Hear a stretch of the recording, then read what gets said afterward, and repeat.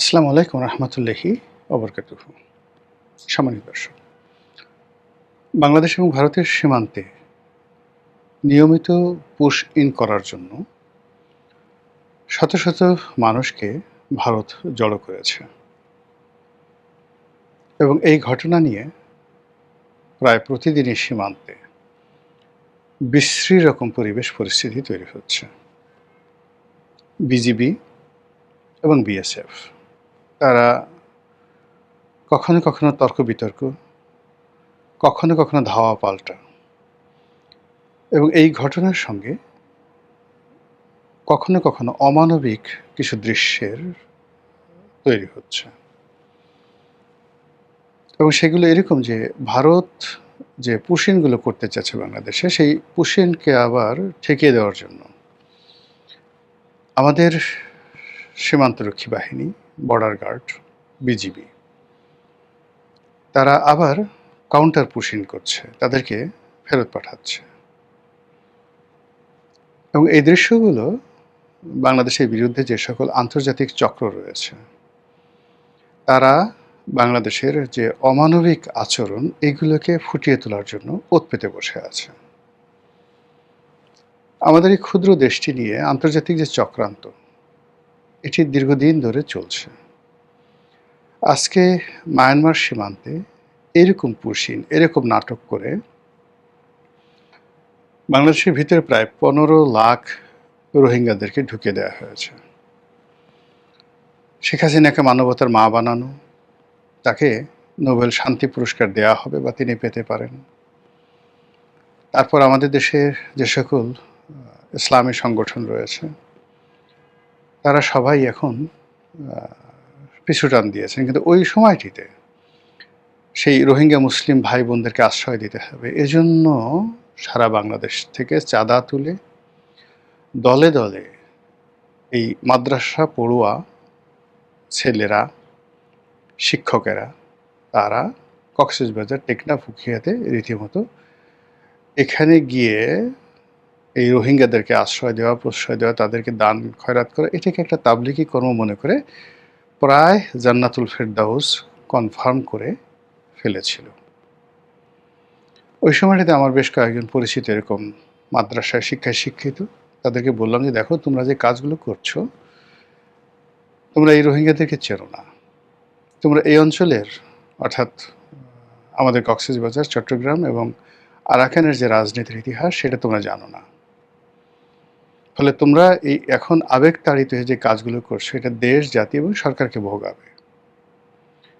ঠিক ওই সময়টাতে 2012-13 এমনকি 16 সালে যখন এই ঘটনাগুলো চলতেছিল, ওই সময়টাতে দৈনিক বাংলাদেশ প্রতিদিন পত্রিকাতে আমি একাধিক কলাম লিখে শেখ হাসিনাকে বলেছিলাম যে আপনি যে কাজটা করছেন খুবই অন্যায় করছেন, সীমান্ত সিল করে দিন। আপনি যে কাজগুলো করছেন এটা আপনি সামাল দিতে পারবেন না। এবং শেখ হাসিনার যে দেখুন এখন যে পতন, সেই পতনের মধ্যে যে কারণগুলো রয়েছে তার অন্যতম কারণ কিন্তু এই রোহিঙ্গা।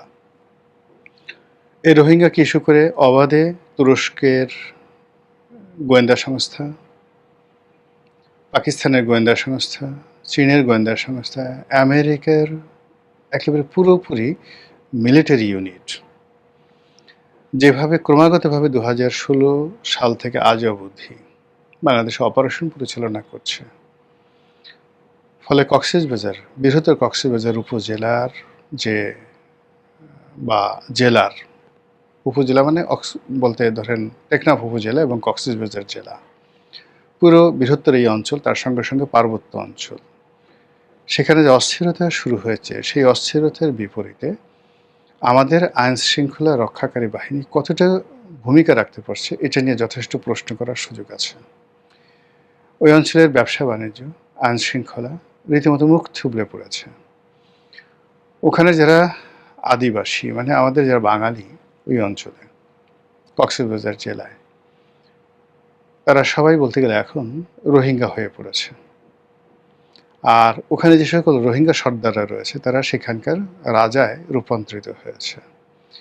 কাজে যে মিলিটারি পদক্ষেপ নেওয়া দরকার ছিল এবং যে রাজনৈতিক সিদ্ধান্ত নেওয়ার দরকার ছিল সেটা আমরা এখনো পর্যন্ত নিতে পারিনি, কিন্তু আমরা বিদেশিদের ফাঁদে পা দিয়ে ফেলেছি একটি সীমান্তে, মানে মায়ানমার সীমান্তে।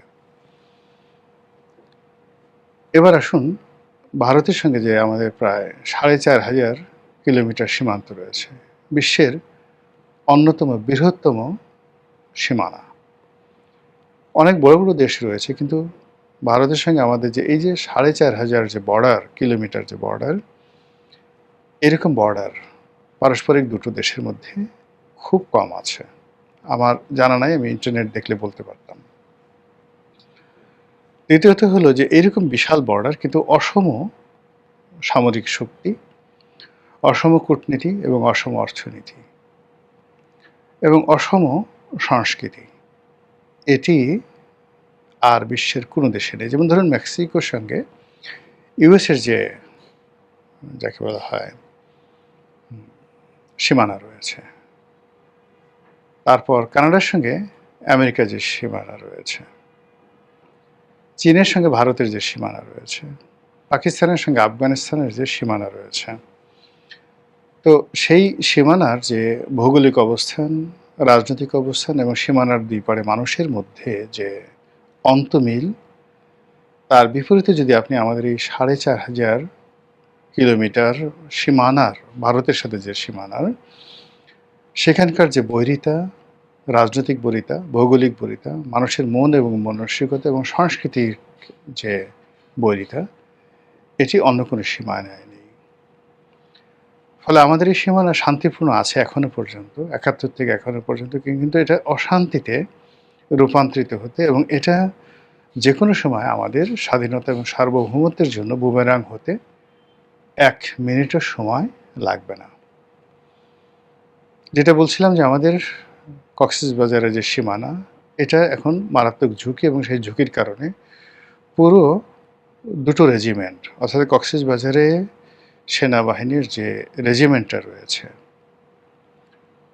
তারপর পার্বত্য অঞ্চলগুলোতে যে রেজিমেন্টটা রয়েছে, এবং গ্রেটার চট্টগ্রামে চট্টগ্রাম ক্যান্টনমেন্ট ভিত্তিক যে রেজিমেন্ট রয়েছে, এই পুরোটাই এখন ব্যস্ত রয়েছে বলতে গেলে এই রোহিঙ্গা পরিস্থিতি সামাল দেওয়ার জন্য। কক্সবাজারে যে গোয়েন্দা সংস্থাগুলোর যত তৎপরতা, আমাদের ওখানে যে পরিমাণে ইনভেস্ট করতে হচ্ছে, ওখানে সরকারের যে সকল কৌশলগত অফিসগুলো রয়েছে, এবং প্রতিটা মুহূর্তে কক্সবাজার বিমানবন্দরে গেলে বা ডিসি অফিসে যারা চাকরি করেন, তারা জানেন যে এখানে কি পরিমাণ ভিআইপি প্রোটোকল তাদেরকে দিতে হয়, যেটি এই রাজধানী ঢাকা শহরে দিতে হয় না। তো এই আপদ আমরা ডেকে এনেছি রাজনৈতিক অপরিপক্কতার কারণে। এখন সেই সমস্যাটা আমরা সামাল দিতে পারছি না, উপরন্তু আমাদের ঘাড়ের উপরে ১৫ লক্ষ লোক এসে আশ্রয় নিয়েছে। এই মরার উপর খাড়া গা হিসেবে আবার বাংলাদেশ ভারত সীমান্তে এখন নতুন করে পুশিন শুরু হয়েছে। কয়জন করতে পেরেছে আমরা আসলে জানি না, কিন্তু ভারত সীমানার ওপারে অন টেস্ট কেসে কয়েক হাজার লোককে তারা জড়ো করেছে, এবং বিচ্ছিন্নভাবে ২০০, ৩৫০ ওভাবে সীমানার ওপারে জড় করে তারা পুশিনের চেষ্টা চালিয়ে যাচ্ছে। এবং এটা নিয়ে আমাদের বাংলাদেশের আবেগপ্রবণ বাংলাদেশ বিজিবির সঙ্গে রাত দিন সীমান্তের এপারের লোক হাজার হাজার মানুষ সেখানে বিজিবিকে ধাওয়া করছে। বিজিবিকে নয়, বিজিবির সাথে থেকে তারা বিএসএফকে ধাওয়া করছে, আমরা দেখছি। কিন্তু ওপারের মানুষ যে আবার বিএসএফের সাথে ঐক্যবদ্ধ হয়ে বাংলাদেশের লোককে যে ধাওয়া করছে, এ খবর তো আমরা জানি না। এবং সীমান্তে সত্যিকার অর্থে কতটুকু হতাহত হচ্ছে, কি পরিমাণ মানুষের এই উত্তেজনার ফলে কাজকর্ম বন্ধ রয়েছে, ব্যবসা বাণিজ্য বন্ধ রয়েছে, এবং এটার আফটার এফেক্ট কি আমরা সেটা জানি না। তবে আওয়ামী লীগ জামানাতে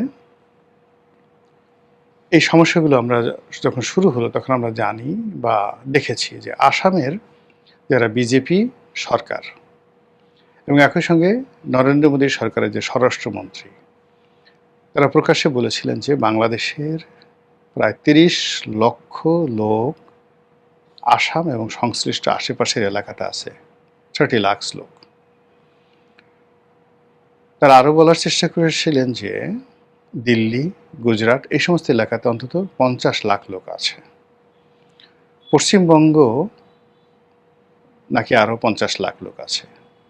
তাহলে 1,30,00,000 লোক ভারতের দাবি মতো বাংলাদেশি পরিচয়ধারী, তারা এখন ভারতে আছে, তাদেরকে বাংলাদেশে ফেরত পাঠানো হবে।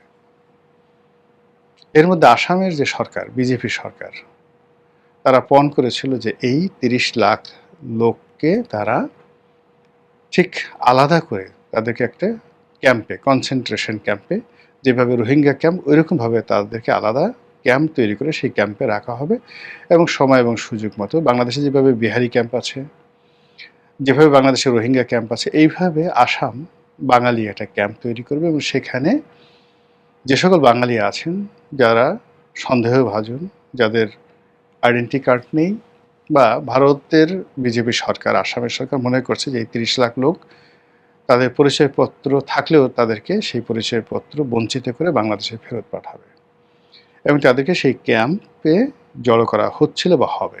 এই খবর আমরা আওয়ামী লীগ জামানাতে শুনেছি, কিন্তু যেহেতু আমরা মনে করেছি যে ভারতের সাথে আওয়ামী লীগের একটা ভালো সম্পর্ক, কাজে এটা শেষ পর্যন্ত আসলে হবে না। অন্যদিকে মমতা ব্যানার্জির সঙ্গে শেখ হাসিনার একটা মনস্তাত্ত্বিক দূরত্ব ছিল। এমনি উপরে দিদি, হাসিনাজি, এই ধরনের খুব কোলাকুলি হতো, কিন্তু যেহেতু নরেন্দ্র মোদীর সঙ্গে শেখ হাসিনার খুব ভালো সম্পর্ক ছিল, এই জন্য মমতা ব্যানার্জি তার সঙ্গে একটা দূরত্ব বজায় রাখতেন এবং শেখ হাসিনার পতনে পশ্চিমবঙ্গ খুব গুরুত্বপূর্ণ ভূমিকা পালন করেছে এবং বাংলাদেশে যে সকল ইসলামিস্ট গ্রুপ রয়েছে তাদের সঙ্গে মমতা ব্যানার্জির নিদারুণ একটা সম্পর্ক ছিল এবং ওখানকার মুসলমানদের সঙ্গে মমতা ব্যানার্জির একটা ভালো সম্পর্ক ছিল। সেই সম্পর্কটা এখন বুমেরাং হয়েছে, মমতা পরাজিত হয়েছে, তার দল ভেঙে টুকরো টুকরো হয়েছে এবং সে নিজেও নির্বাচিত হতে পারেনি। অন্যদিকে বিজেপি, শুভেন্দু যেভাবে আসছে এবং সেখানে তিনি যেভাবে মুসলমানদেরকে সেখানে অত্যাচার শুরু করেছেন এবং সেখান থেকে যেভাবে বাংলাদেশে পুশিং করার চেষ্টা করা হচ্ছে, এটি বাংলাদেশ এবং পশ্চিমবঙ্গের যে সীমান্তগুলো রয়েছে সেখানে রীতিমতো যুদ্ধের যে অবস্থা সেটা তৈরি করে ফেলেছে। আর এই পরিস্থিতি সামাল দেওয়ার জন্য আমরা যতটুকু জেনেছি সেটা হলো সীমান্তে সর্বোচ্চ সৈন্য সমাবেশ ঘটিয়েছে বাংলাদেশ। বলা হচ্ছে যে 60,000 বিজিবি তাদেরকে শুধু সীমান্তে মোতায়েন করা হয়েছে। এটা রীতিমতো যুদ্ধ অবস্থা।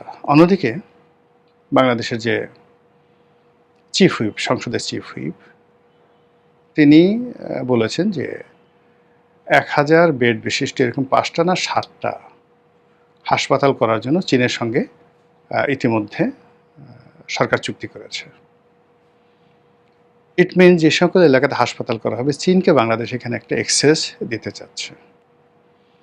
ভারত যখন এটা বুঝে গেছে যে বাংলাদেশে তারেক জিয়ার যে নেতৃত্বে যে সরকার, সেই সরকার মোটামুটি চীনকে একটা বিরাট করিডোর দিয়ে দিচ্ছে, আর সে কারণে উত্তরবঙ্গকে কেন্দ্র করে চীন সেখানে রীতিমতো যে মাস্টার প্ল্যান করছে সেটাকে ঠেকিয়ে দেওয়ার জন্য ভারত রণ উন্মাদনা শুরু করেছে। আমাদের পুরো উত্তরবঙ্গের যে সীমানার ওপারে ভারত মাঝারি পাল্লার ক্ষেপণাস্ত্র, বিমান, জঙ্গি বিমান, তাদের যে আর্টিলারি এবং সৈন্য সমাবেশ, যেটাকে পদাতিক সৈন্য বলা হয়, সেটা তারা ইনুস জমানা থেকে সেখানে জড়ো করেছে এবং ভারতের সেনাবাহিনীর প্রধান নিয়মিতভাবে পশ্চিমবঙ্গে অফিস করছেন। অজিত দোভাল নিয়মিতভাবে পশ্চিমবঙ্গে অফিস করছেন। এই যে যে জিনিসগুলো চলছে, সেই জিনিসগুলো আমাদের পুরো সীমান্ত অঞ্চলে একটা যুদ্ধের উন্মাদনা ছড়িয়ে দিয়েছে। আমরা কি এখন প্রশ্ন যে আমরা কি এই মুহূর্তে কালক্ষেপণ করব, ভারতের সঙ্গে আত্মসমর্পণ করব, চীনের সঙ্গে আমরা কৌশলগত সম্পর্ক স্থাপন করব, পাকিস্তানের সঙ্গে কৌশলগত সম্পর্ক স্থাপন করব, আমেরিকাকে এখানে অ্যাক্সেস দেব, নাকি কি করব? এই মুহূর্তটি বর্তমান সরকারের জন্য একটি অ্যাসিড টেস্ট।